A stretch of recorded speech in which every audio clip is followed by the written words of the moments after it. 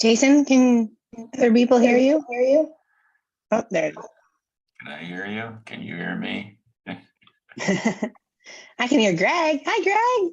Hi, how are you? Good morning. Good. Holly, not enough coffee.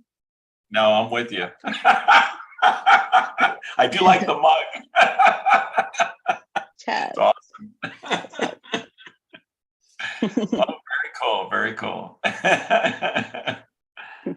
Play your cards right. You might know a guy. I know. I gotta say, I could try to figure that out. Art girl, I have a bunch of these in my trunk. Fill the box. What? It is Christmas showing up there. You know, it could be a Christmas gift. Okay, let's see. I gotta get my speakers on here, right? Speakers and video. My goodness. I have to make sure mine are out before the cats get out. Ooh, let the cats out. Where are you located, Allie? my house. Typically on Wednesdays, which is full of 4 furry creatures. We still can't hear Jason, who's like, you gotta please stop talking. Where is his audio? Where's his audio? Right?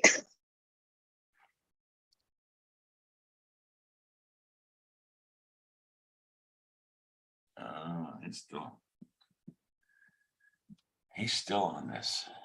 Okay. Do you guys ship coffee too, as well as the mugs, or just the mugs? We should talk about that, Greg.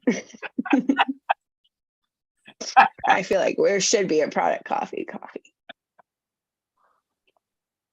Jason, I don't have the fancy Christmas tree or wreath behind you, but you can see just partly behind me, just a little bit of Clark Griswold. I just want you to know. Got my Clark Griswold stand up. So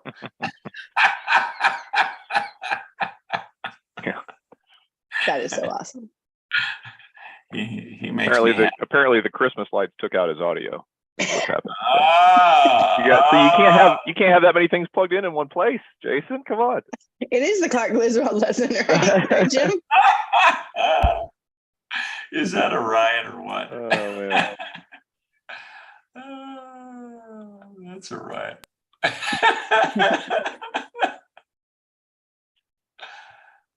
Good stuff. This is probably really why the thing always starts with 30 minutes of networking and intros, is so it's 30 minutes for us to get our stuff in a group and figure it out. Make sure we're all not on Zoom. Or sorry, on mute. Still can't hear you, Jason.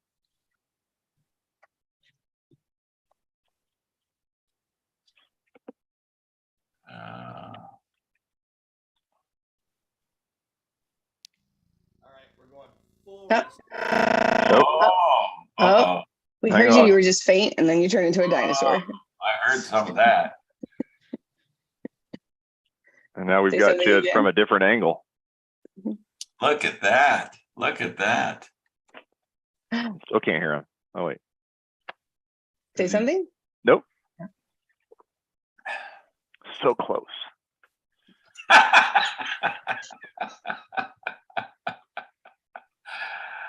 The good thing is this is recorded, so that little bit where he like turned into whatever that was and made that weird noise, we could get that sound bite. Yeah, all right. Jason's face and that isolate that. That's my new ringtone when Jason calls. Like, is that a goat? What is that? Oh no, that's Jason. Hang on, let me get that. I was thinking T-Rex, but sure, your story works too. I mean, you know, how many dinosaurs do you have floating around in the backyard these days? But yeah, maybe a goat or two. Fair. I guess I was going down the Jason being a dinosaur, but I like that. That works too. We're assuming that he can't hear either. Morning. Good morning, everybody. Hey, Thiago. Hey, Thiago. I see Ken. Yeah, Ken snuck in. Not sure if Ken, do you have audio? He's been smiling, so I assumed he can hear us. Oh, now he's messing with it. His mind. Sorry, I think. Let me go off camera for a while because I need to eat a bagel. Oh, okay. Sure, unless you I didn't bring don't- enough I to don't- share. Okay. Yeah. That's fair. For those joining, Thiago is presenting our main content today, so we do need him to be powered Yes, up with carbs. we need him energized. Yeah. Because those metrics, man, those are draining. Like you gotta take like what running gels and stuff for that, like energy bars. How's everybody doing this morning? It's early. What was that, Greg? It's early. It's Greg early. says it's early. It is. That's great. Greg, where are you based? I'm in lovely Pittsburgh, Pennsylvania. Oh, it's not early Ooh. then. Yes, it's. I don't know. Lovely might be a stretch. Oh, Well, oh. I have to say that because I'm an Indianapolis Colts fan. So after Monday night, I'm a little sore. You That's boys all up right. north. It's all right. It was a good game between two teams that are trying to find their identity and way, and neither one of them can find their way this season, at least. Right. Yeah. But they're great franchises. They'll be back. Hopefully. Until at least life a little rain, Jim. It's all right. I want you to know, Jim, I love that they picked Jeff Saturday as their coach. I think that was just, I know very controversial and all kinds of things, both sides of it. But I think there's something interesting about the craziness of selecting him. And I just think it's, Yeah. Not that Crazy. by the way, and I love Frank Reich. I think Frank Reich was he's just a great guy, he was a great player, fabulous player, and so yeah, the Ursays, they're a nutball group, so they're the you never know what's going to come out of that camp. They really wanted to shock people. They could have nominated me to be the football coach. Now that'd be interesting. Yes, indeed. Which way are we supposed to be running? Who says? Let's make our new rules, team. Hey, Edie. Good morning. Good morning, everybody. Hello. Good morning. Minesh, how are you doing this morning? Morning, everybody. Nash rolling in. I think I saw Hey, Jeff Casey. sneak in at some point. Lena. Oh, I thought we figured out how to block him from joining these. I Jim. thought we had security at the door. Yeah, what happened?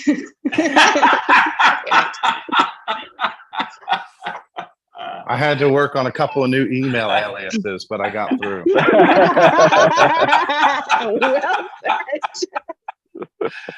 I'm multitasking this morning. Love it. And I also have dark mode, so the facial recognition won't pick me up. Very nice. That's what it is. So- And I thought you were staying constantly in motion, so we couldn't track you. That too. I'm getting a little dizzy. All right. I don't know. I'm gonna I know, I have to can't stop look looking at at that the camera screen. anymore. I have a headache. Jason, is that you? Hey, everybody. Oh, look take at that. There we go. The Yeah. early Christmas miracle. You know, I tell you, I tested this thing before I went to bed last night, and it still failed me this morning.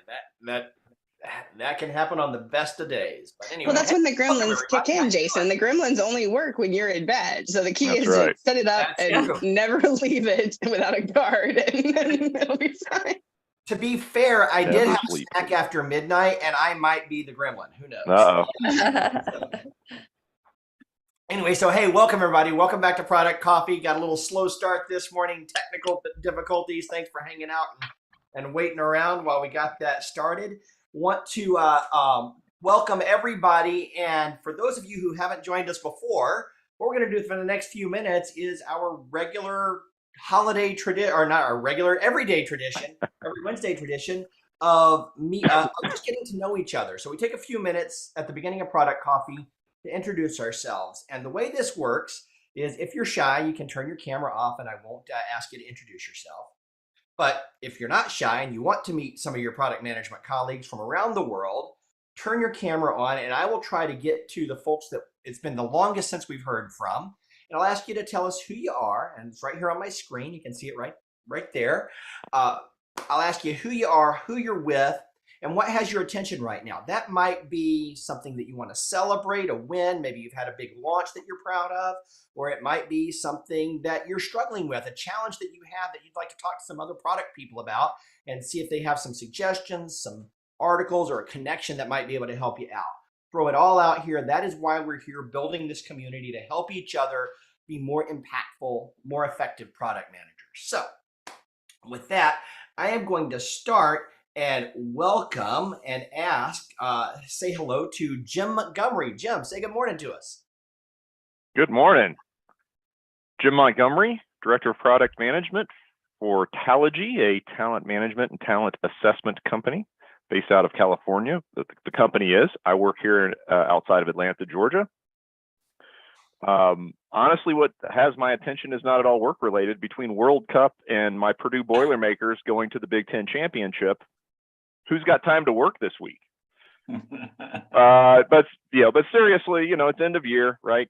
The pain of annual planning and budget restrictions as the forecasts for the first half of next year look more and more dire from a economic standpoint. So looking at ways to do more with less for a little while before we can expand the team as much as we had hoped in January. So little stressed about too much work and not enough people, but I know that we're the only people that have that problem. So nobody else can relate. So I guess, I guess the hiring flow and general job market would impact your immediate revenue, your short-term revenue stream. Yes, exactly. Yeah. If people aren't hiring, they don't need our software to pick the right hires. Well, maybe if they didn't already have your software when they made some hires and they're making some cutbacks, I don't know.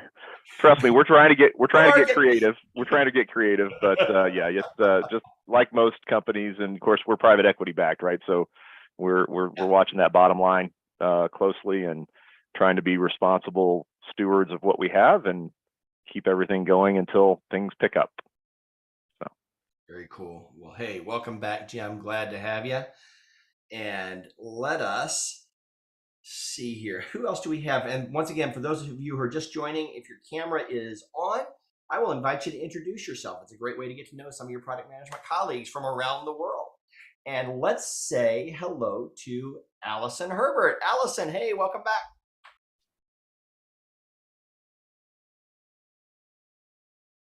We'll get there. Mute button. You see me saying, it's just right there. It's just right there. Just click it. Good morning, everyone. Allison Herbert. I'm a product manager for Synapse Studios in Phoenix, Arizona. I live and work in Virginia and deal with multiple time zones. And that's my ongoing joke because I never know what time it is. What has my attention is on my lap at the moment. We have a very grumpy boy who can't go outside because it's raining and he doesn't do rain. But also thinking about that year-end planning, year-end and the beginning of next year with our client engagements and how that may change how we do business or change the pace at which we do business, I think is the more immediate thing that we're seeing. So looking forward to the conversation today.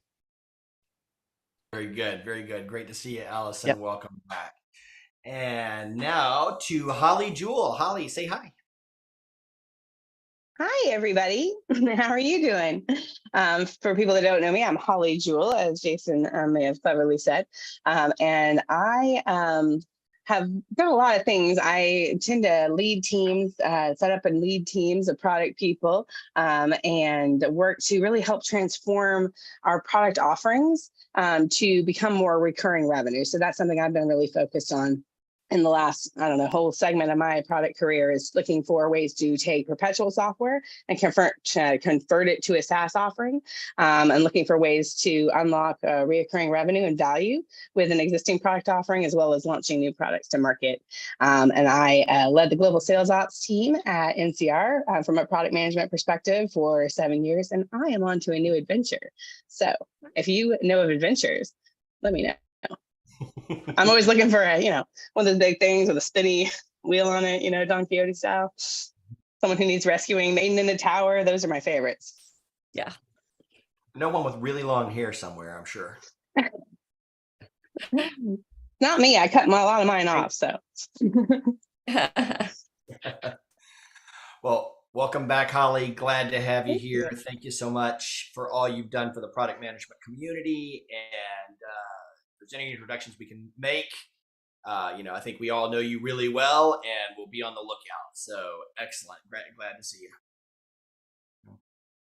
That sounds like you're sending out warnings, by the way. What's that? Yeah, right. Well, there is that too. Let's be really clear. If you want someone who is going to upend your entire workplace with joy and passion, there you go. And great product management. All right, let's see here. Who else do we have? We have Edie. Edie, welcome back. Hi. This week I actually have a voice, so that's good.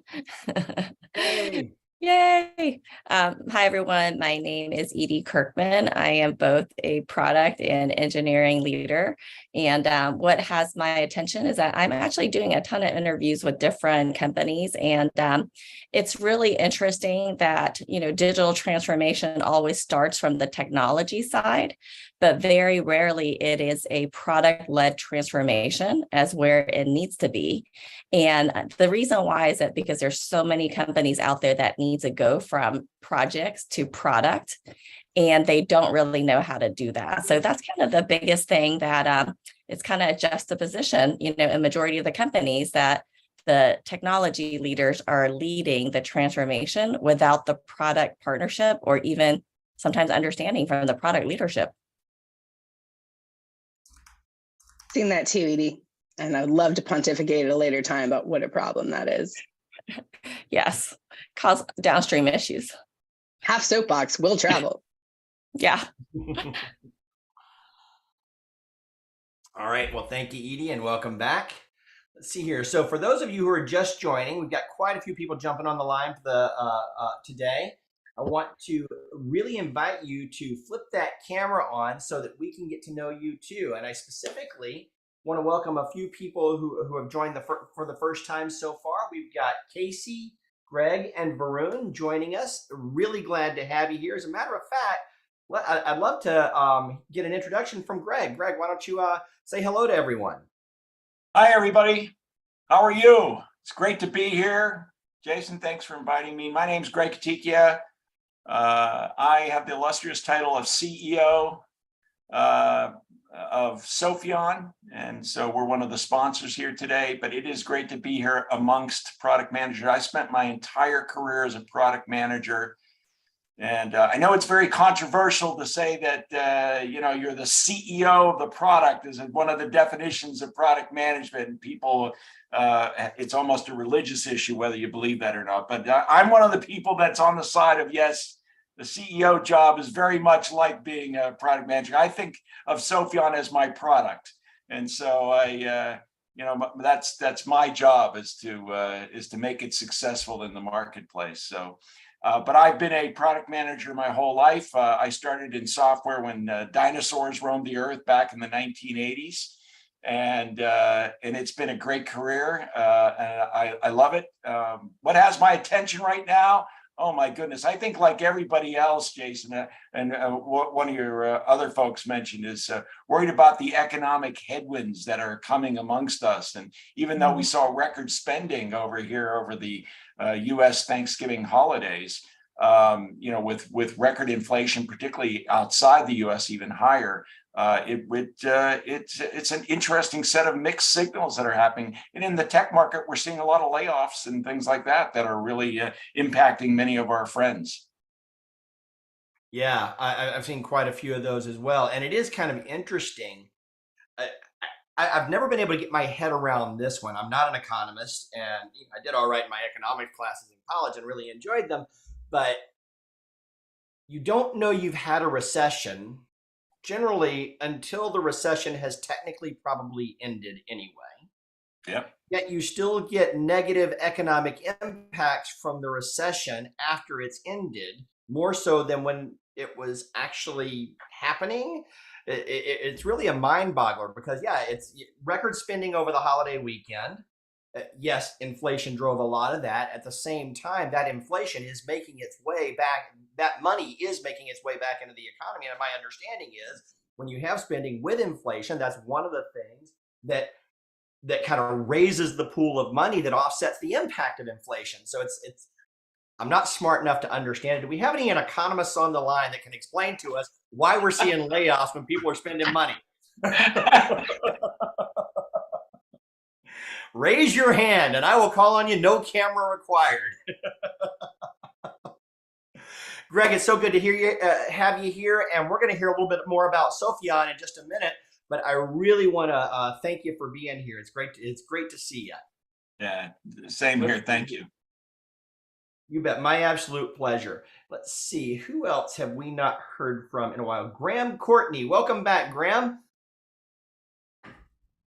Hey guys, sorry to miss for the last couple of weeks, but I jumped in the deep end. I get that. So well, tell everybody who you are and what has your attention. Yeah, so I just started a new job. I'm a software application product manager at Mingledorff's, which is the largest privately held wholesaler of HVAC equipment. I'm not sure this is a product manager job, but I'm going to have to try to define it myself. That's kind of why I took on the role, having worked for myself for a long time. So, they've got e-commerce, they've got a mobile app, they've got all sorts of inventory controlling apps. So there's a lot going on. And right now, I just feel like I'm grabbing hold of racehorses and holding on for dear life while I suck it all in. So that's what's got my attention. That's going to keep your attention for a minute. So you're not sure if it's a product manager job. They hired you as a product manager, but it sounds like they don't know exactly what that animal is going to do for them. Well, I can definitely.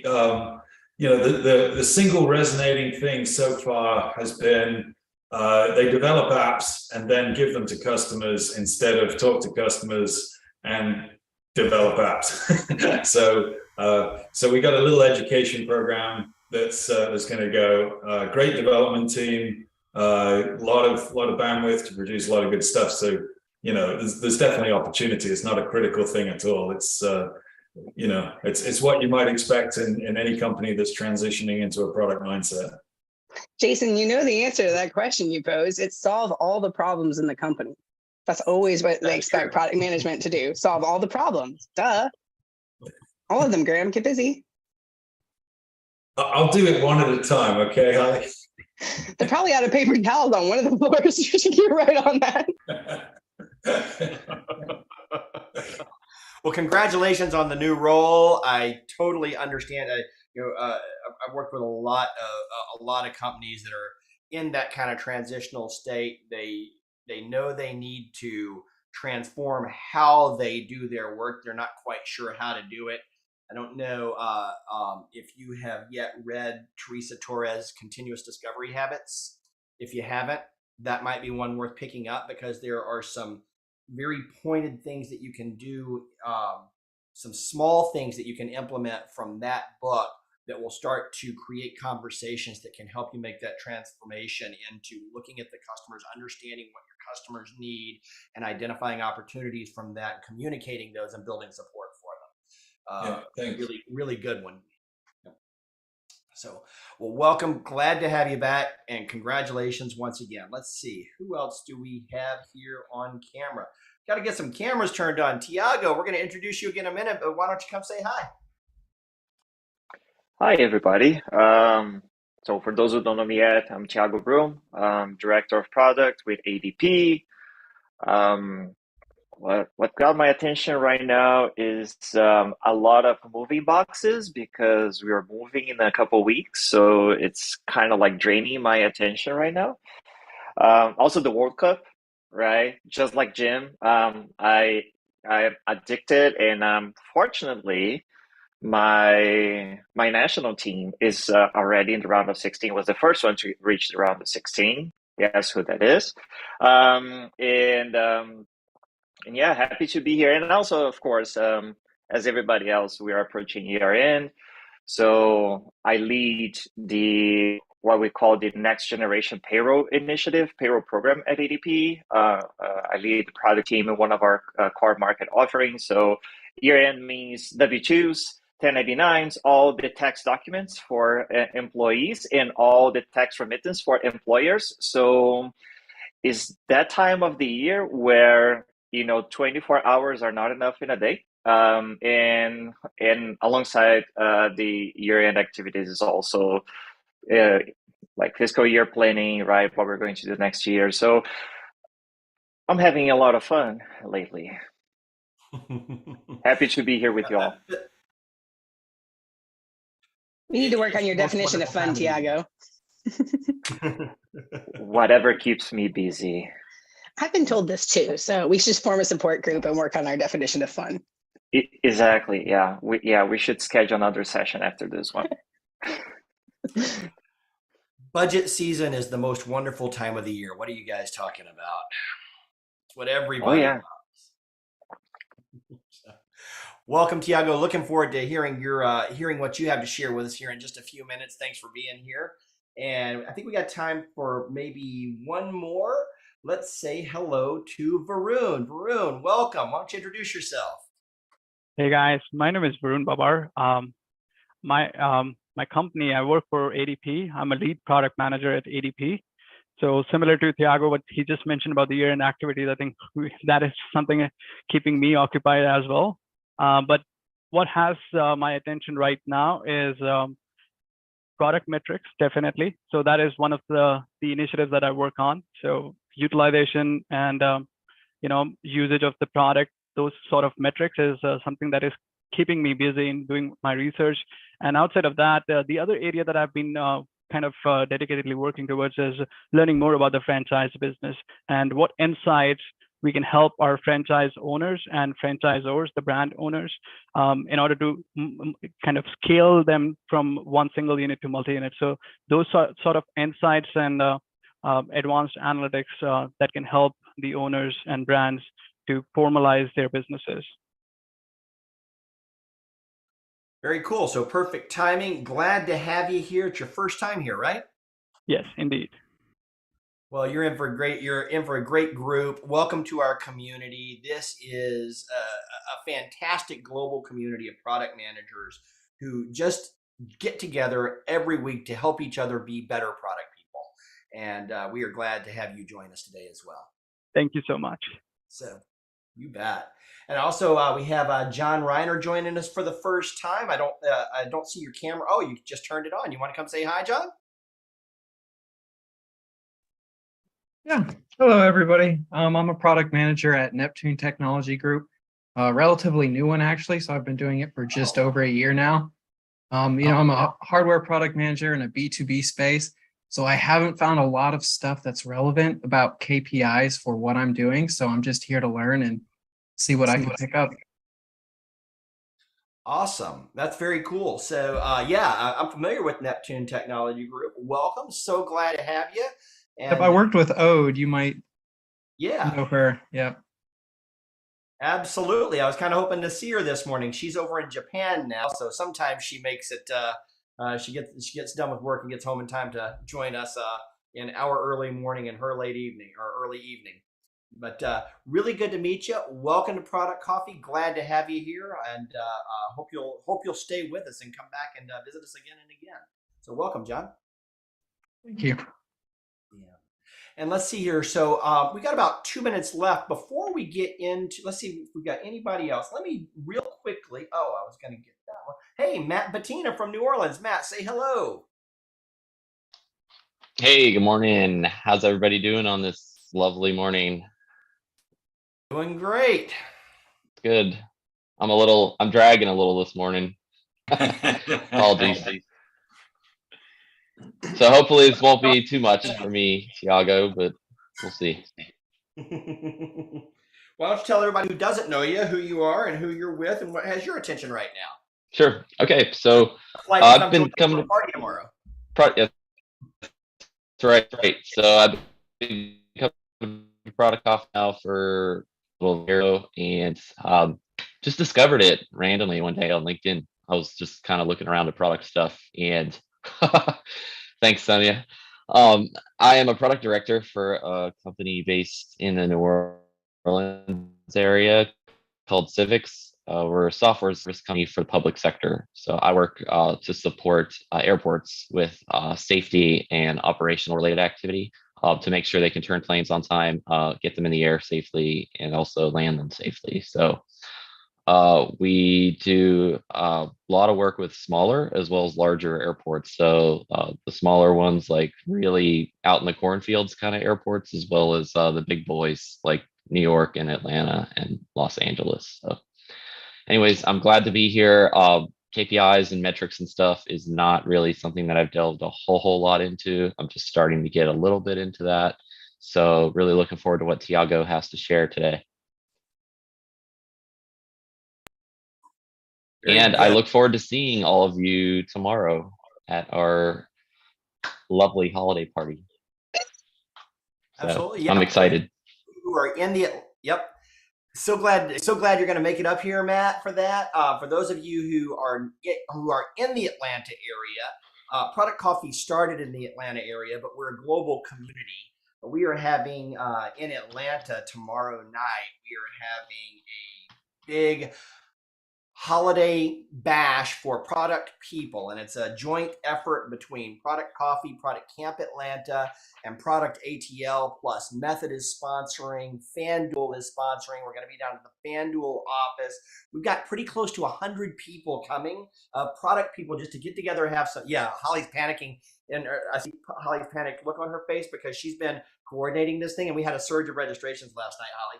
So yeah. We've got heavy hors d'oeuvres if you're small people, but it's going to be a good time.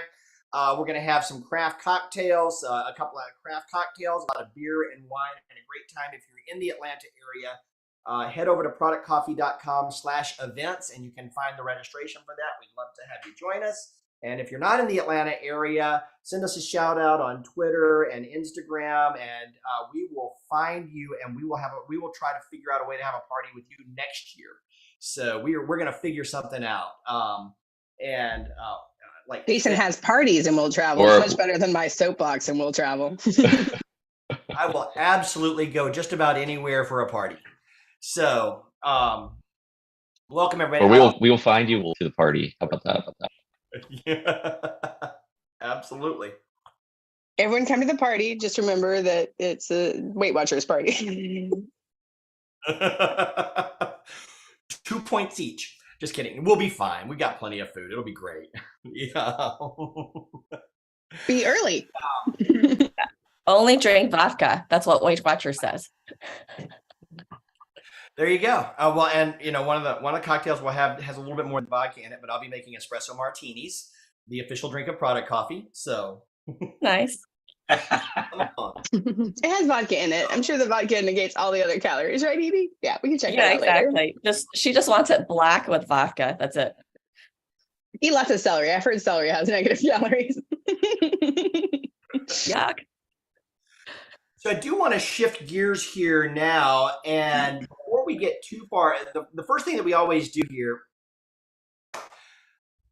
Welcome to Product Coffee. My name's Jason Brett. For those of you who are just joining us, this is our weekly gathering of product professionals from around the world where we get together and learn from each other, teach each other about how to be more impactful and better product managers. We solve problems together, and we form really tight relationships with other peers, with peers from different companies, so that we can get a broader view of how product management is working everywhere and work together. We do a lot of special programming and special events geared solely for product people. And today, I want to welcome a very special guest. We have got a brand new sponsor today, has just joined us. And Greg Katikia, I want to welcome you from Sophion. I hope I pronounced your last name. Wow. Jason, I have trouble with that last name most mornings. That was really good. That was. Welcome to our newest sponsor, Sophion. Greg, why don't you tell us a little bit about Sophion and what it is that you do? Okay, Jason, and thank you again. And it's great to be here, and it's nice to see everybody here for Product Coffee and be a part of this. We're proud to be a sponsor. So Sophion, if you haven't heard of us, is the innovation and product management vendor of choice for hundreds of companies worldwide, companies that are really synonymous with innovation. Companies like 3M or Honeywell or Hershey or BASF, Covestro, many more, all global large organizations, but also many small and medium-sized businesses that are dedicated to new product development and product management.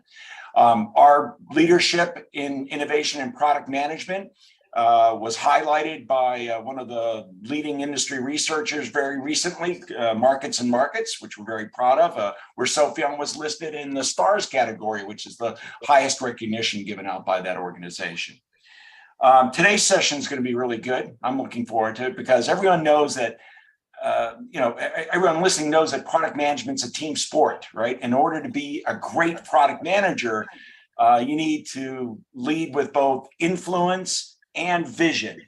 And so one of our newest offerings at Sophion is called Acclaim Products, and it was built with that in mind. It allows product managers to communicate that vision. It connects everyone in their activities, product team back to the product goals, and to today's subject, to their KPIs. So having this connection in Acclaim Products helps everyone on the team understand the purpose in their work, how it's impacting their customers, and it's how it's impacting business outcomes. So we're really excited about this offering added to our product set here at Sophion. Today's session with Thiago is on perfecting product KPIs. It goes exactly to the heart of why Acclaim Products was built and is already being used by hundreds of product managers. And if you want to learn more about Acclaim Products, just go to Sophion. That's SOPHEON,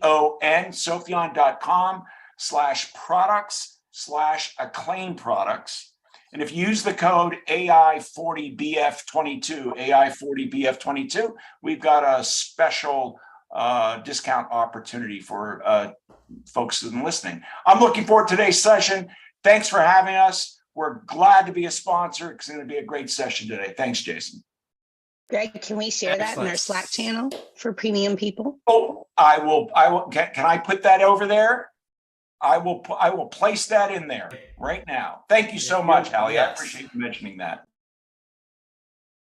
Thank you, Greg. Thank you so much. We really appreciate your support. Glad to have you as part of the Product Coffee family as well. And looking forward to a great year ahead. So, and we're going to have you back and your team back. I think Brian from your team is going to be joining us next week on our panel. As a matter of fact, let's talk about what's coming up over the next few weeks. Well, first, actually, let's say hello to our other sponsors. Don't want to give Sophion all the spotlight, but we sure do want to give you a big one today. Thank you. So, but let's if you would please just take a few minutes throughout your day and throughout your week. This program wouldn't be possible without our fantastic sponsors, and we've got a few great ones. Method has been with Product Coffee since the very beginning, and let's see, Jeff, are you still here? Can you come say hi for Method real quick? Sure, I can say hi. I'm doing a little multitasking, but yes. Anyway, so Method, we've hopefully most of you know us by now. We're a party organization and have credit card and will travel. No, just kidding. But so Method is a digital consultancy, and we get to work with a lot of great organizations to build new products and platforms. And big part of the reason we're here is we love supporting the product and innovation community as well. So we're always thankful to be able to participate and looking forward to the event on tomorrow. I wanted to say Thursday, yes. But it's tomorrow too. Either one would have been correct, I guess. So anyways, thank you. Thank you so much for all you've done to support the community, Jeff. We're so glad to have Method and always and for those who are joining us, I'm also with Method. That's my full-time gig. This is what I do on the side because I just love all these people and all this stuff. But I work with Jeff every day at Method. I still like him to come talk about his stuff. So thank you, Jeff. We also want to give thanks to our newest sponsor, Sophion, as well as Product Management University. You can go to productmanagementuniversity.com and give some thanks to John Mansour, who's been supporting the Product Camp and Product Coffee community since the very beginning, and Feature Upvote, who supplies our ideas portal. If you go to featureupvote.com or productcoffee.com/ideas, you can see this in action. It's a great voice of the customer tool that allows your customers to suggest improvements, features, capabilities for your product, discuss them and vote on them, and have conversations with you about those suggestions so that you can get real time pointed feedback from your customers and have a great interaction panel for them. If you don't already have something implemented for that, it's very easy to implement featureupvote.com on your own as an individual contributor, even if you don't have enterprise support. If you get enterprise support, you can do even more, but an individual can go implement this tool and start collecting feedback and engaging with their customers around their products and features very quickly and easily. Check out featureupvote.com and tell them Product Coffee sent you. And thanks to all our sponsors. I have one other thing that, I want to talk about a few of the other upcoming programs. This is part of our Making Metrics Matter series that we're in right now. And I want to, we're kind of getting towards the end of the year. We got a couple more sessions.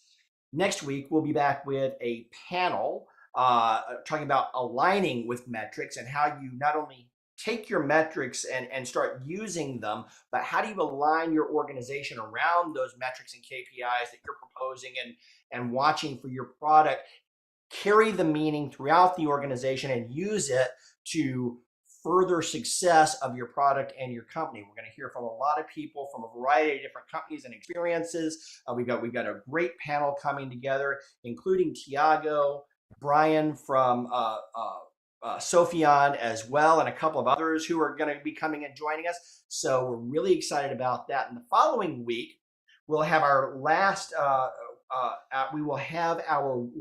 workshop of the year for premium members. And they're actually open to everyone, but we're going to be doing a workshop on power metrics on December 16th. And you can sign up for this over at productcoffee.com/workshops.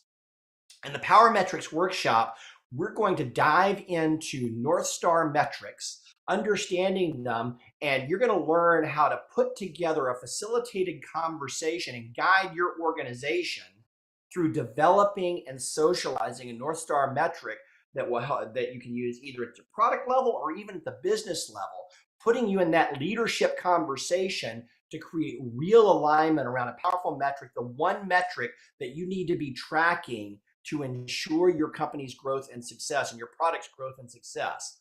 So we're really looking forward to that workshop. That workshop is $199 for the public. Product Coffee Premium members get access to that workshop as part of their membership. That is $250 a year until we hit 100 members. And by the way, we're at 92 members right now.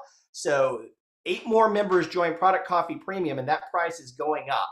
So join Product Coffee Premium. A lot of the people, if you're in Product Coffee Premium, would you just hit the reactions panel and raise your hand in here so folks can see who our premium members are and reach out and ask what kind of value they're getting out of it. It's just a deeper part of our community. We'd love to have you join us there as well. We are also going to be starting a book club, our next book club in Premium in just a few weeks, and I'll share with you about that in just a moment as well. Is that next week? That's next week, isn't it? Cool. This coming week, I said we've got a week from today. We've got aligning on metrics is a panel discussion, and we'd love to have you join us back. That one will be at 11:30 a.m. on Wednesday, December 7th. We're looking forward to having everybody back here for that session in our later time slot, where we'll dig in on using those metrics throughout your organization. And today, in just a minute, we're going to pivot over to Thiago and talk about perfecting product KPIs. How do we identify and build and socialize the right KPIs for our products? But before I get into that, I do want to point everybody over to our resources page. In a few minutes, a little bit later today, the slides for this session will be posted on this page right here, and you can bookmark this page today. So just go over to productcoffee.com/now, and that will pull up the notes, the reference page for today's session, as well as a link to this notes document. You can also get there by clicking productcoffee.com/notes, and that'll take you to our Google Doc. And one of the things that we do here at Product Coffee is we take shared notes together. It really helps us connect with each other, and build a more complete understanding of what it is that we talk about here today. So instead of taking notes for yourself, jump over to productcoffee.com/notes, jump into that Google Doc, star it, save it in your drive, in your own Google Drive. And as you have thoughts, questions, insights from today's session, jot down notes in this collaborative document, help everybody build a better record of what we did today in today's session. Drop your LinkedIn information in there if you'd like to connect with people as well. The last thing I want to tell you about is our book club that is starting up on December 9th. Yeah, that's right, December 9th. And I really want to thank Allison Herbert and Manesh Patel and Brandy Reeves for coming together and putting together this book club discussion. We did a poll inside Product Coffee Premium for our next book, and this was the winner. Start with At the End by Matt Wallert. And Allison, I didn't warn you on this, and I didn't mean to put you on the spot, but you want to talk a little bit about the book club for just a minute? Sure. So as Jason mentioned, myself, Manesh, and Brandy are working together to help facilitate and plan for upcoming sessions. The session next week is going to be a short one, more of a meet and greet, much like what we do here at the beginning of Product Coffee. Set some intentions, figure out what we want to learn or uncover in the sessions. And then we'll have one session before, I'm calling it holiday break, but everybody's brain between Christmas and New Year's is not. Maybe it's extra time to read. Maybe that's what I'll call it. So we'll have a pause for the holiday session or season, and then kick back off. Same book, beginning of the year. So if you have some anxiety about meeting reading requirements, fear not. We will help you along. If you don't or can't meet the time requirement that we join together virtually, we'll have some conversations in the book club channel on Slack. So you can follow along and get some accountability there. So hoping to get more folks talking about books. Yeah.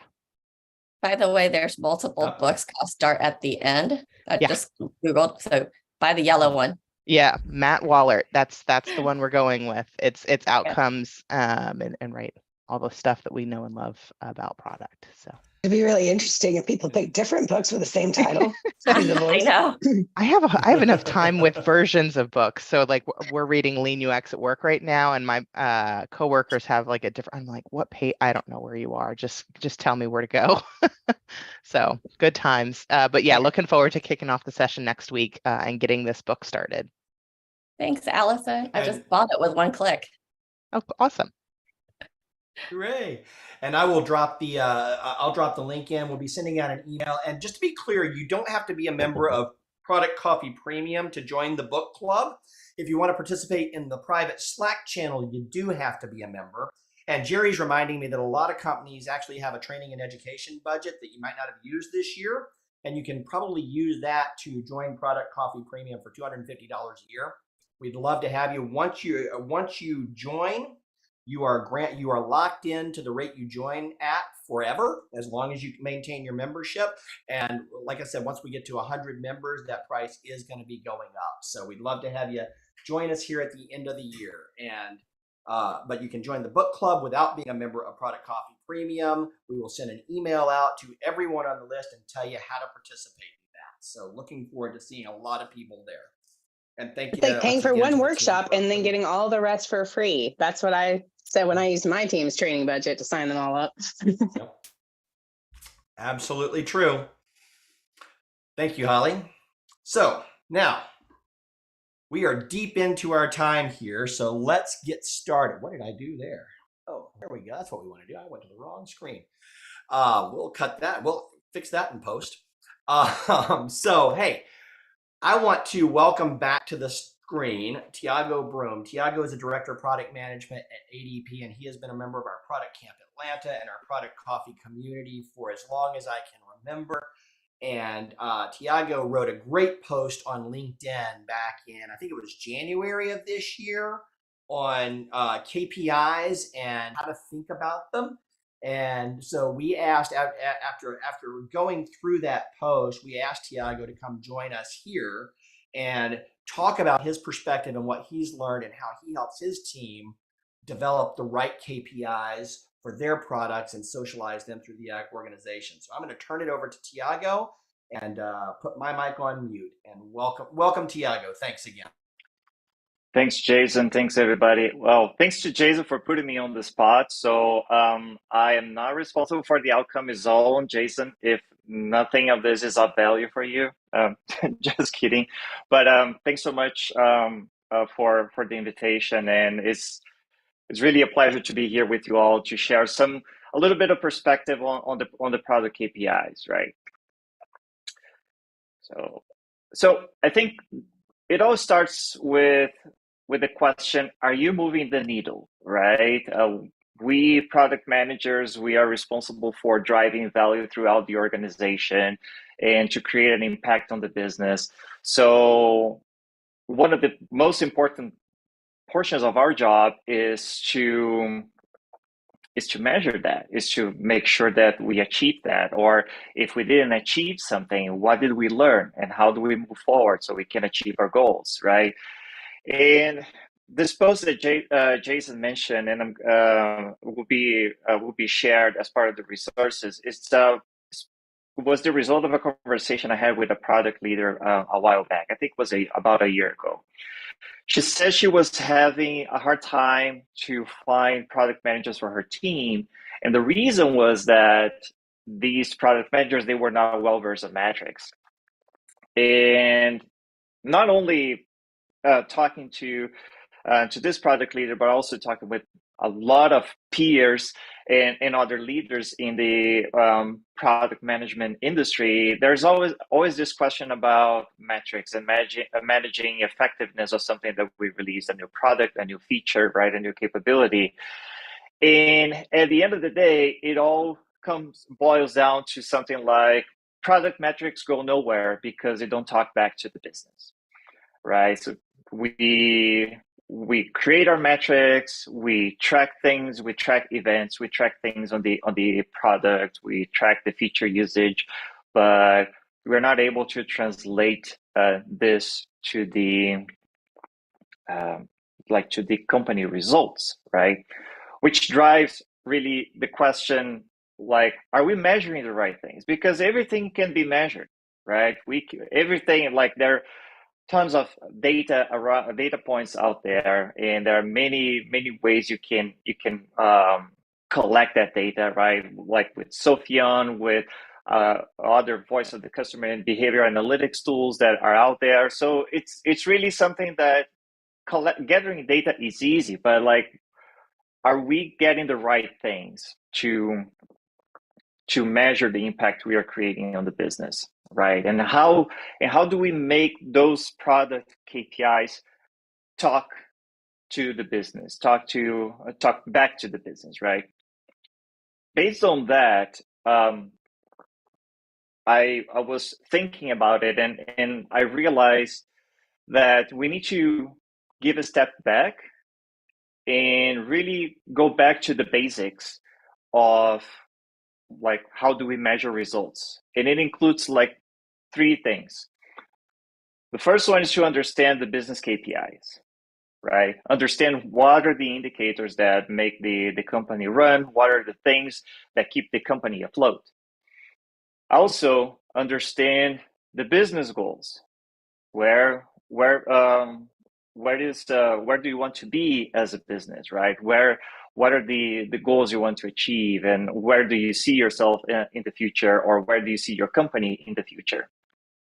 And then, last but not least, is really the instrumentation and the experimentation. That's when the metrics that we hear about, they come into play, right? That's when you start collecting data, you start analyzing data, you start socializing the results, and based on that, you can make decisions on how to move forward with your product. So, focusing first on, like, getting to know the business KPIs, I like to do the exercise as a person, right? As a person, you work to earn money so you can pay your bills and use what's left to buy something you want. It's simple as that, right? So we are here after this after the session, we are going back to our day jobs. We're going to, create a lot of value. We are going to earn our money when the paycheck, hopefully an ADP paycheck that you receive, you're going to get your money. You're going to buy your stuff, pay your bills. So that's pretty much it. Well, a business is not that different from all of us, right? If you Google, is business a person, you're going to see some very interesting results about that, right? There are some tweaks though. The business is actually providing or selling products or services, right? And earning some revenue from people who buy those products or services that can cover the expenses and then use the remaining profit to keep investing in the business, right? And to grow and thrive. So from a business perspective, if we want to create meaningful metrics to track, right, we need to understand how the business makes money, how the business is spending money, and how and what is the actual profit that the business has. Is it a profitable business? So with that, there are like 3 groups of KPIs that I think we should be looking into. Of course, that this is more of a one-on-one on KPIs, right? So if you've been through that already, you're more than welcome to provide your insight. It's more like for us to cover the basics of some of the KPIs that we should be looking into to make sure that whatever we are creating or the opportunities we are identifying, they can also tie back to these KPIs that will make the business grow and thrive. So on revenue KPIs, and here I'm just going to talk a little bit about them. I'm not going to provide any formulas or any examples. These are all in the blog post at the end. So you can refer to that later. It's like a long read, so you're going to have a lot of fun doing the math. But on the revenue side, the most basic KPI you have is the recurring revenue, right? So it can be monthly, quarterly, annually. So you have mostly like the monthly recurring revenue, or MRR, or the ARR, the annual recurring revenue. These are good indicators of like how much money how much revenue you're making based on the number of customers you got. So let's say, for instance, if you get like a subscription service that is $9.99 a month, and you have like 1,000 clients, right, that are paying that subscription. You just multiply $9.99 by 1,000 clients, and then you're going to have your monthly recurring revenue. That monthly recurring revenue times 12 is going to tell you exactly how much revenue you're making throughout the year. Another thing to pay attention that I like to call the attention to, especially on the B2C. For B2C applications, for B2C products, is the average order value and the average revenue per user. The average order value, like imagine an e-commerce, right? Like Amazon. What is their average order value for in the home and beauty category, right? That's when you can get like a mean average of orders that the users submit in the system. So you have an idea, well, people in this category spend an average of like $50 per order, right? And that will give you an idea if you want to start tracking things like, I want to increase my revenue in the home health and beauty category. How do I do that? So these are kind of leading indicators that will help you, right, start forming a hypothesis to work on.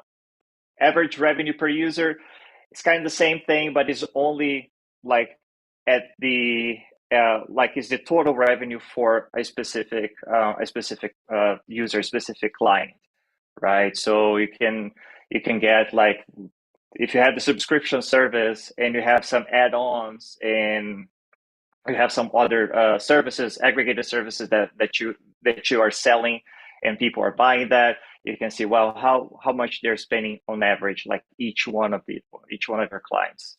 And then the lifetime value is really a projection of how long your client will be doing business with you and how much money they will bring back, right, by doing business with you. So it's really, if your average client stays with your company doing business for 5 years, you get like $1,000 per year, you say, okay, my lifetime value for this client is $5,000. It's kind of like, I'm going really simplistic here, right? Just for purpose of illustration, but that's the gist of it. It's really how the company is making money, and that helps you a lot to think about what are the things that you want to do to grow that revenue, right? To expand on that revenue for the company. So next, on the expense side, it's really a means of analyzing how much money the company is spending to acquire customers, so acquisition cost. When you have your Google AdSense, right? How much do you spend on Google Ads, and how many customers you get in return of that, right? That's going to give you like your acquisition cost. So you can see how much marketing is spending, or how much you're spending on marketing to get a new customer to sign up with you. Cost of goods sold, this is more for product, like manufactured products, is really all the raw materials, right? And all the costs associated to building a unit. And then you have the operating expenses, which is really everything. Well, we work in technology, right? So we are all part of the operating expense of the company. So there are some other categories which, if someone is an accountant and wants to talk later about capital expense, which is a completely different animal, but in general, like operating expenses is everything the company is spending to run the business. And there's another interesting expense KPI that I learned a while back while I was working at a startup, which is really the customer lifetime value to acquisition cost ratio.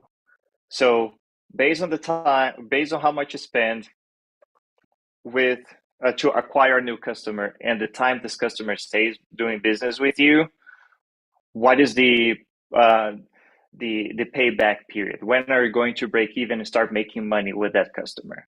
That's an interesting metric, mainly on the B2C side, right? To know when you start making money with one specific customer.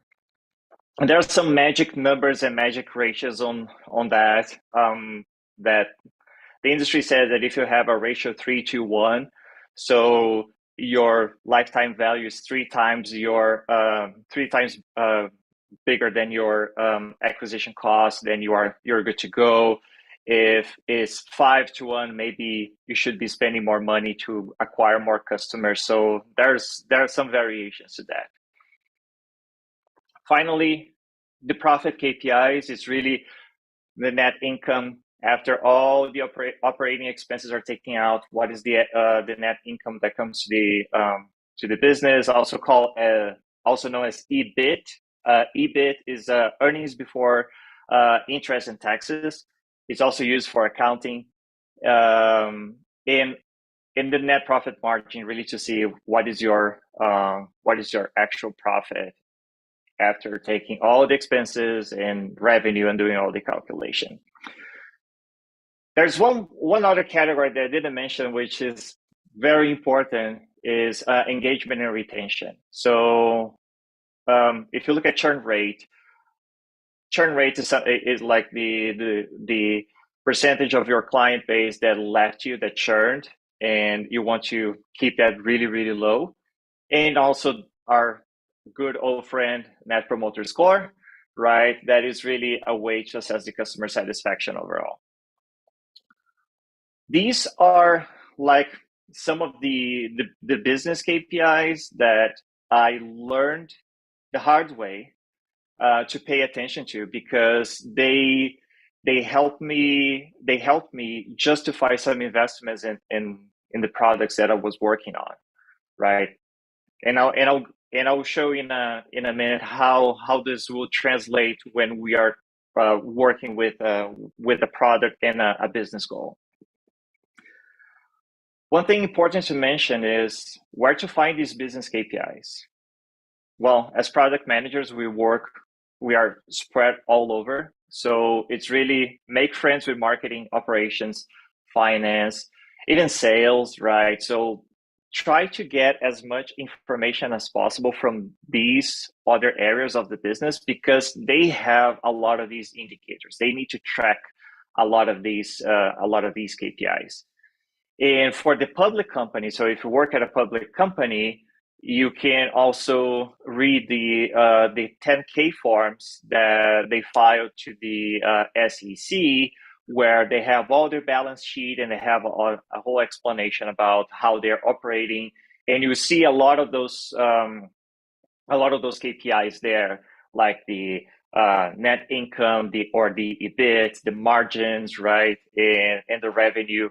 So you understand how healthy is a company throughout their lifetime. Once you understand the business KPIs, or once you start like getting more acclimated to the business KPIs, the next step is really focusing on the business goals, right? So business goals, it's very interesting, and we're going to have a workshop to talk about the North Star, right? And we talk a lot. I don't know if you heard about something called OKR, right? A lot of people are talking about this lately. There's something that I recall from one of the previous sessions. I said, please don't mix up KPIs with OKRs, because they are different things, right? And the business goals is where the OKRs come into play. I think I found this infographic that to me is like a very nice and summarized way of explaining the difference between the KPI and the OKR, right? The KPI is really something that you measure like one data point, and that's what you're going to use to assess your performance and do the benchmarking. And the OKR, it's really building the strategy, is directional, it is bold, right? Is aspirational. So that's where your business is being based on, to say, okay, I want to achieve some important goals, important objectives. The OKR will help you with that. So going to the metrics, to the KPIs and the OKRs, I got a very simple example here. That let's say that you want to increase your market penetration in the consumer segment next year, right? So you define an OKR for the entire 2023, and you have three key results. You want to grow the total number of paid customers by 30%, increase revenue by 50%, and keep an APS on like plus 30 points. What are your leading indicators in this case, right? Well, this is something that Edie was, she talked about this, and she brought some great examples in the last session about the leading and lagging indicators, right? So for the leading indicators, I'm going to rely on the business metrics, on the business KPIs that I just talked about. Well, if I want to grow the number of paid customers, I want to first and foremost take care of see the number of new paid customers. They're coming to signing up with my product or my service, and pay attention to the churn rate. Because if I grow 30% on the users and then another 50% leaves me, right? I did not achieve the goal. So I want to make sure that I take a look at the churn rate to keep it low, and to just add more clients to my client base. For increasing revenue by 50%, I will be looking into the MRR or in the ARR, right? So this is really a matter of looking on a month-to-month basis how things are evolving, and then at the end of the year, see if we achieved our goal of increasing the revenue by 50%. And the NPS is the easiest one, right? You want to track your NPS scores and make sure that they stay at least at positive 30 points. Once you do that, that's when you start doing the instrumentation in the product, right? And that's when the actual metrics that we know from a lot of behavior analytics applications, they come into play. Is I know I know the objectives at my company level. I know some of the business KPIs that are important, that are leading indicators for me to build my hypothesis and work on my opportunities. Now I came up with a new feature or a new product, and I want to test like how effective it is right now.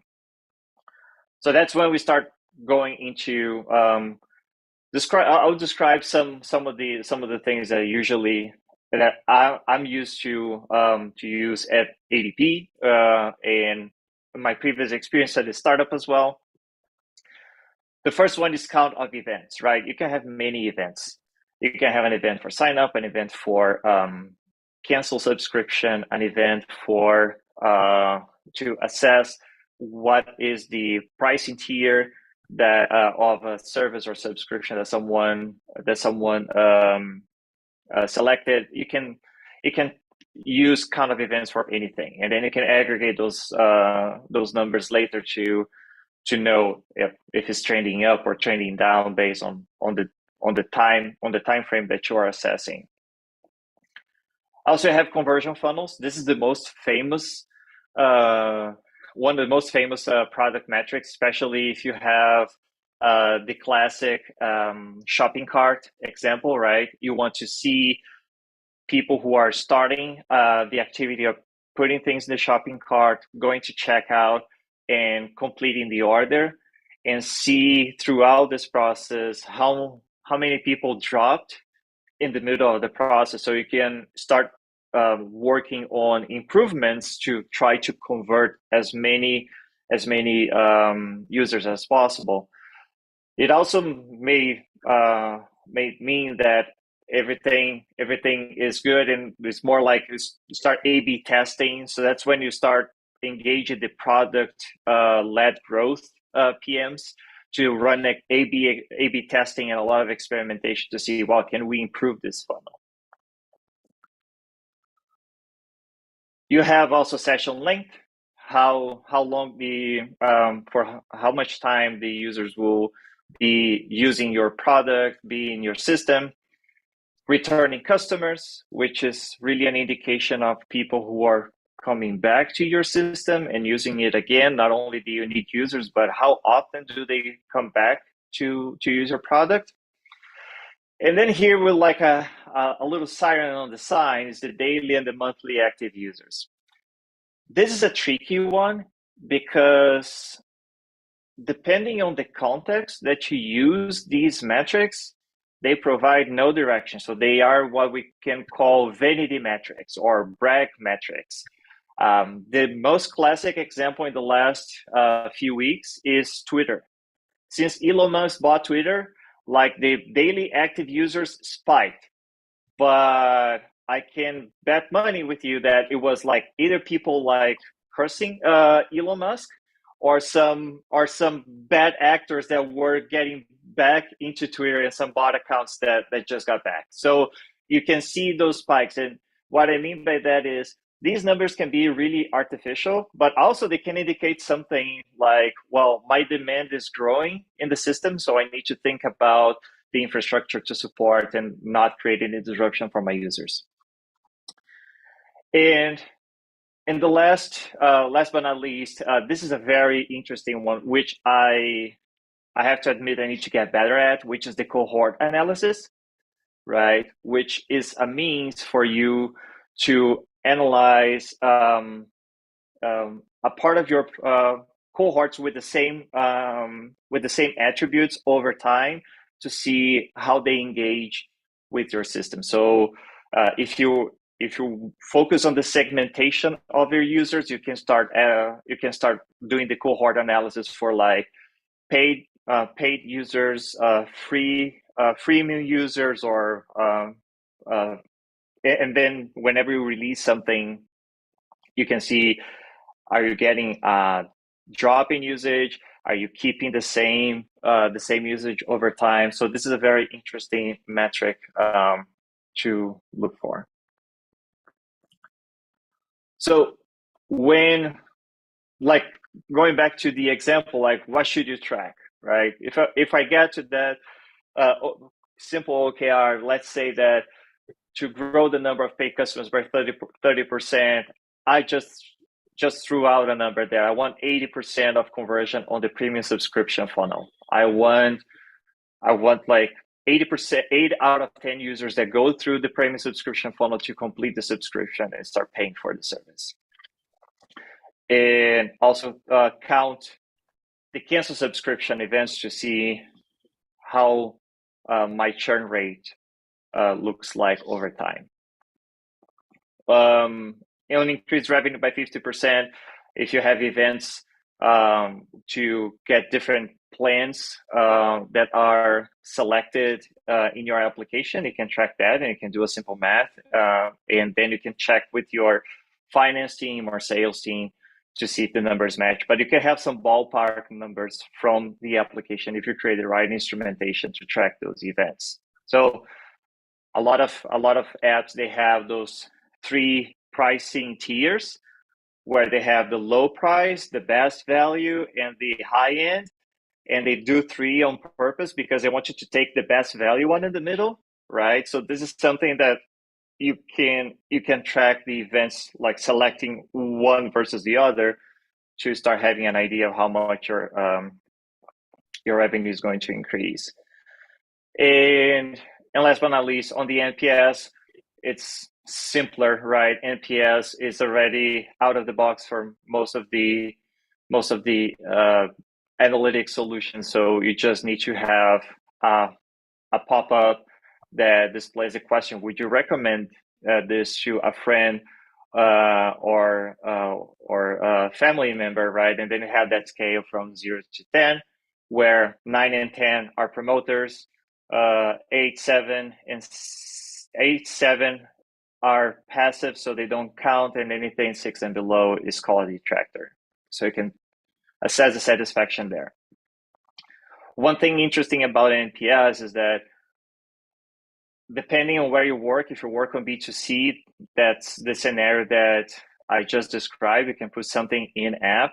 But if you work on B2B, you can have some other means of collecting NPS, and you can run NPS surveys directly with the buyers of the tool. So you really want of the product. So you really want to make sure that the NPS reflects the what is the buyer's perception of your product, right? Otherwise, you can get into a situation where you have an NPS that is plus 65, which is greater than Apple, but you're asking questions to people who will not buy the software, right? Who are like, someone already bought for them.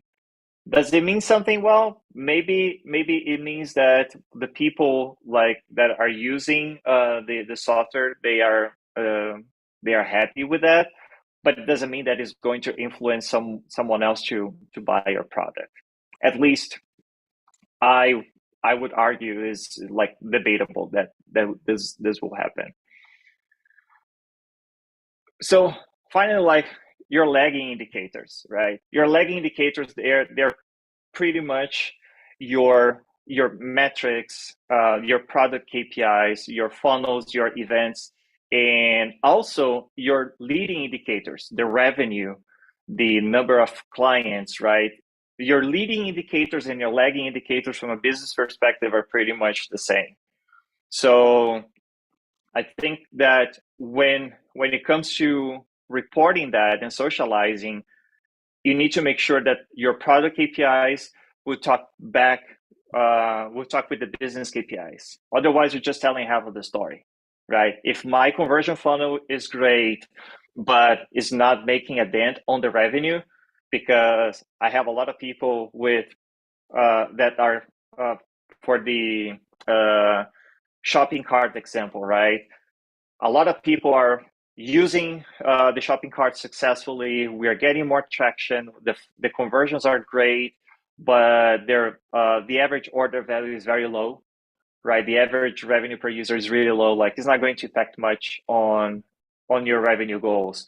So this reminds me of a book that I read a while ago. It's called How to Lie with the Statistics. It's a book from the 1950s, right? So you want to avoid that, right? You want to make sure that your product KPIs and your business KPIs, they are aligned so you can tell the full story. Otherwise, you're just telling the bright side of the story that your product KPIs are showing, but your company is sinking because it's not making anything to improve the business performance.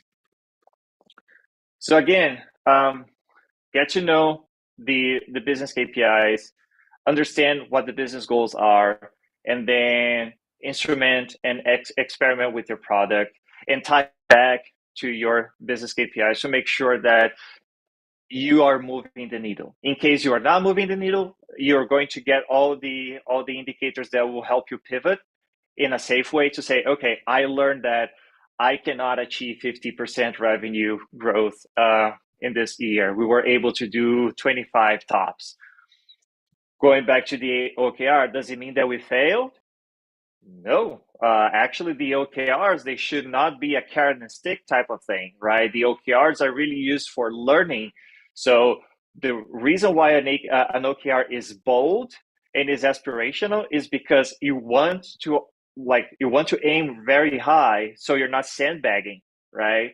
So if you can achieve that goal, that's great. If you cannot, you need to learn, okay, what are the things that we can do in our product to either revise those goals to be a little more realistic, or really to make sure that we improve our product overall to achieve those goals. But as product managers, I think that one of the most important things for us to not be isolated in our own bubble with our own product metrics and only tracking how our users are using our product. We need to go outside and check with the remainder of the business how things are going.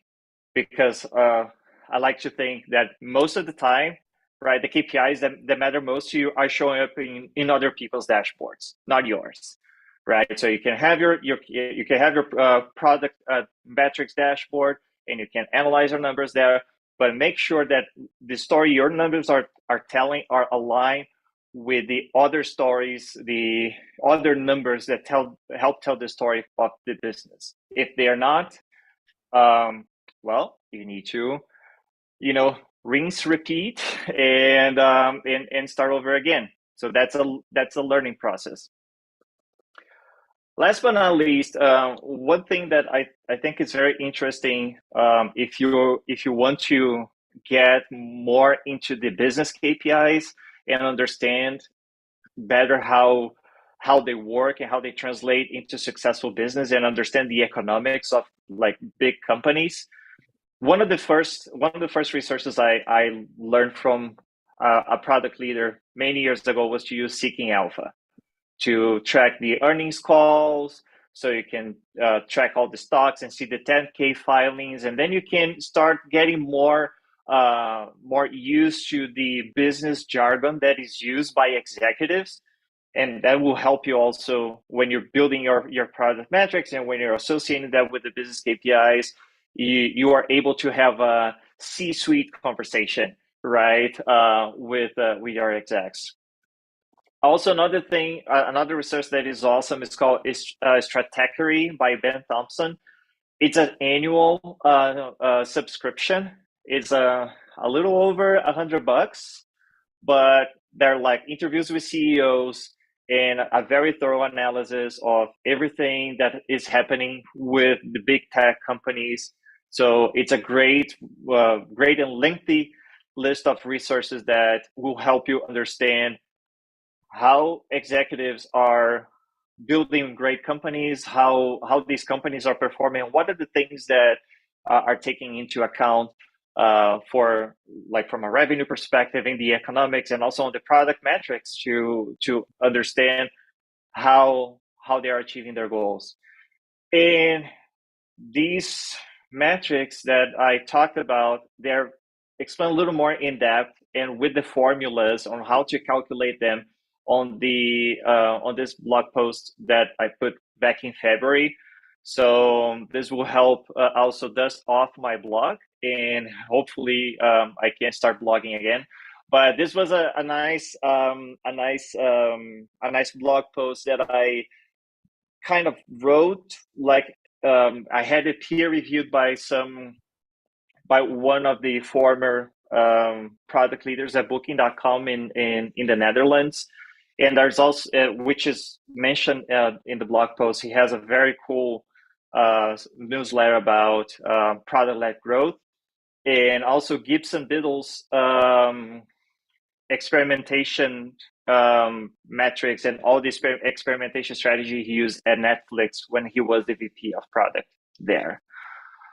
So that's all I had to share with you all. And if you have any questions or anything, feel free to share.